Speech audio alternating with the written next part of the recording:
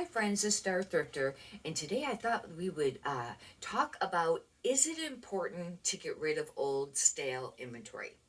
And what I mean by that is stuff that's been really sitting for a long time, that you already have listed, whether on eBay or Poshmark or maybe some of the other selling platforms, and you've had it for a long time. And should you get rid of it? And the reason you'd want to be asking yourself this question, since it is almost the end of December, is a couple reasons. One, at the end of the year, you have to pay tax on the inventory that you have. Talk to your tax accountant, not saying any being an expert on tax things, but what my tax accountant has it laid out is that you have to pay inventory on, I mean, tax on any inventory that you have on hand. And I know that's the way for businesses because I used to work at different businesses, and my family had a business and we had to do inventory at the end of the year. Anyhow, that's one reason. Do you want to be paying, how much tax you're going to want to be paying on that old inventory? And the other thing too is that whether you donate it, redonate it, to a organization, whether it's Goodwill or maybe Salvation Army, you'll get a ask for the donation slip, and then write on there, how many bags you're taking, and then make sure you have an itemized list of how much, how many pieces that you had sent and how much they were worth. Because when you write them off, when you redonate them or you discard them, it's for what you paid for it, not for how much that they'll sell or what the value might be on that item. It's how much you paid for it. If you only paid $1, that's what you have to write down on your write-off slip.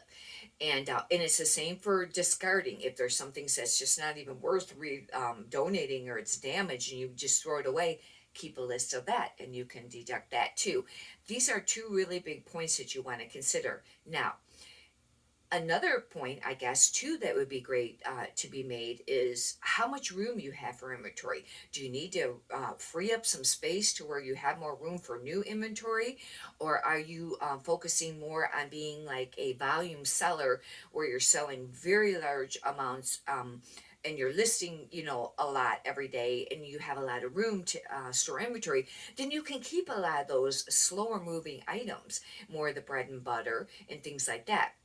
Now, I still keep, some of the bread and butters, obviously, but I've been working on a new goal for the business, and that is where I want to try to pick up more things that are quicker sell through rates.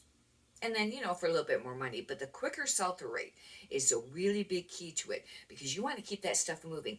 And the more sales that you have, it generates more sales, supposedly, especially on eBay, because it has to do with the algorithm, and more activity on your account. And another thing too, you don't want a lot of really old inventory sitting on like eBay, because supposedly it kind of pulls your account, your store down, on getting sales, and it doesn't look real great, because obviously if eBay sees a store that's selling, quite a little bit a day, and their percentage maybe of how much they have listed as how much they're selling, I don't know if they look at that too, but if they see that and a lot of activity, and the person's getting, great feedback, and things like that, and not a bunch of issues with a lot of defects, they're going to give those stores more, probably, maybe more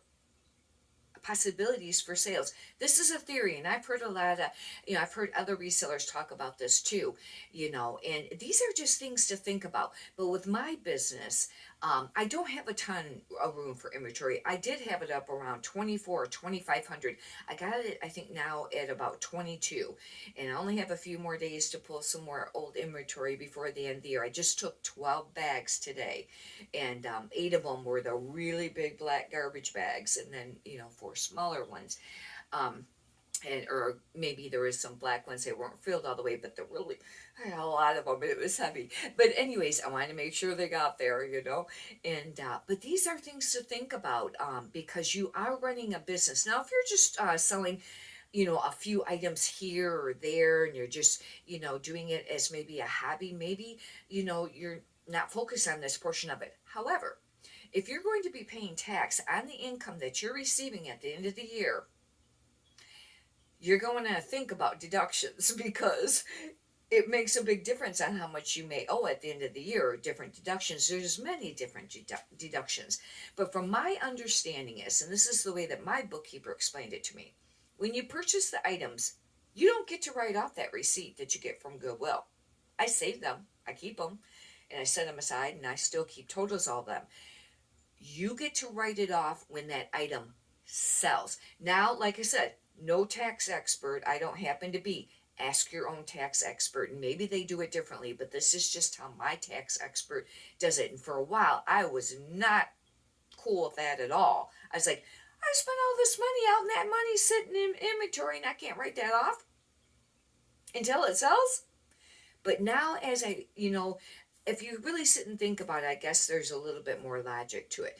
But that is supposedly how it goes. But the big thing is, like I said, is that you're going to be paying tax on whatever inventory amount that you have at the end of the year, how much you have left, and that's something to consider. But I thought I'd just do this little short video today in regards to that, because we're approaching the end of the year, and there's a lot of other things that you can write off too. Obviously, all your shipping supplies, and maybe your listing supplies. And if you're buying like totes or boxes to store your stuff, where you have it stored, keep receipts, and you keep those receipts, and you get to write all those off. Any of the expenses that you're spending out, and whether you're buying poly mailer bags and things like that, that's all write-offs. And another thing too is whether or not you have to consider, do you want to do mileage?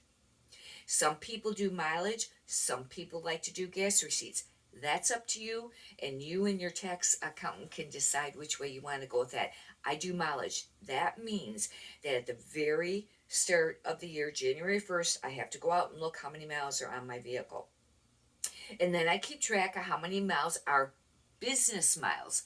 Not other running around miles, but like going to, the thrift stores or the post office and things like that. I keep track every month. And then at the end of the year, I write down my ending mileage on the vehicle. If it's the same vehicle, if you got more than one you're using, I guess you'd have to do it on all of them, But you're only subtracting the mileage that you're actually using for your business. But that's just a few things, in regards to that.